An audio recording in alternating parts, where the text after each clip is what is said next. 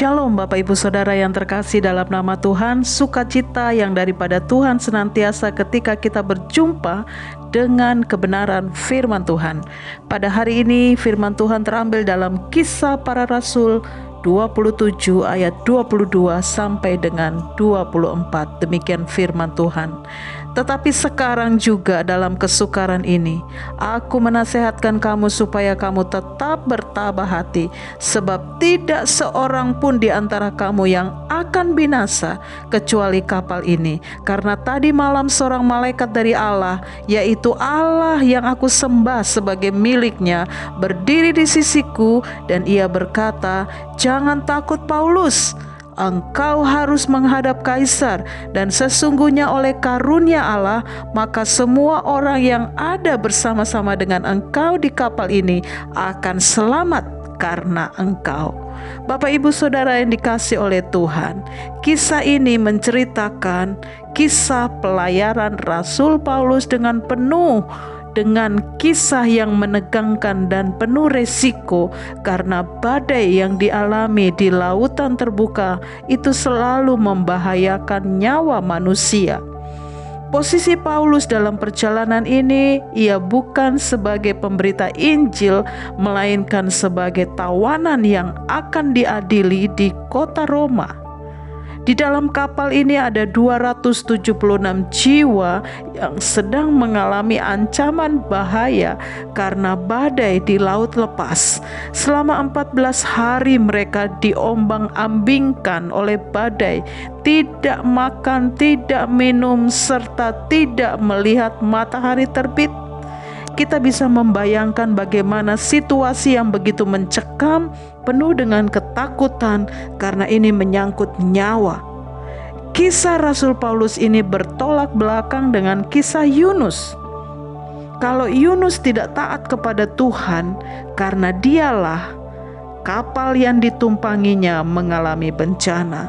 Namun Paulus, dia adalah pribadi yang taat kepada Tuhan, karena dialah maka kapal yang ditumpanginya bebas dari bahaya maut.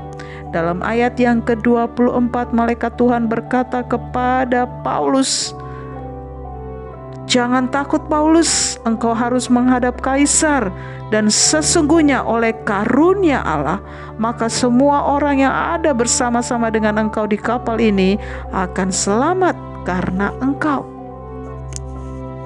Menarik kata karunia Allah. Ini berbicara tentang jaminan penyertaan yang ajaib dari Tuhan yang hanya bisa dilakukan oleh Allah.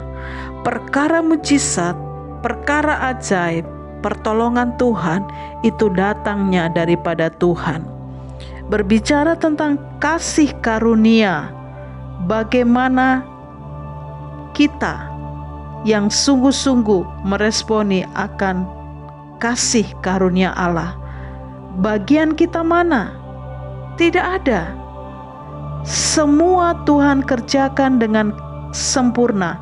Itulah kasih karunia Allah. Amin. Bagian kita adalah percaya dan terima janji penyertaan Tuhan yang ajaib. Di dalam Mazmur 121 ayat 6 sampai 8, firman Tuhan berkata, "Matahari tidak menyakiti engkau pada waktu siang, dan bulan pada waktu malam. Tuhan akan menjaga engkau terhadap segala kecelakaanmu. Ia akan menjaga nyawamu. Tuhan akan menjaga keluar masukmu dari sekarang sampai selama-lamanya."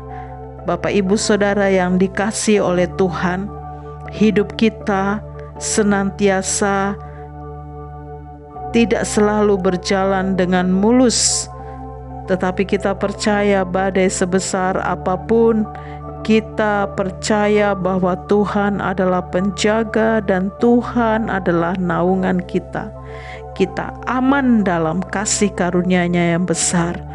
Mari Bapak Ibu Saudara, jalanilah hari-hari kita dengan kepastian dalam Tuhan, bahwa di dalam kasih karunia-Nya ada perlindungan, ada kekuatan, ada keselamatan, ada kuasa yang Tuhan nyatakan bagi setiap kita.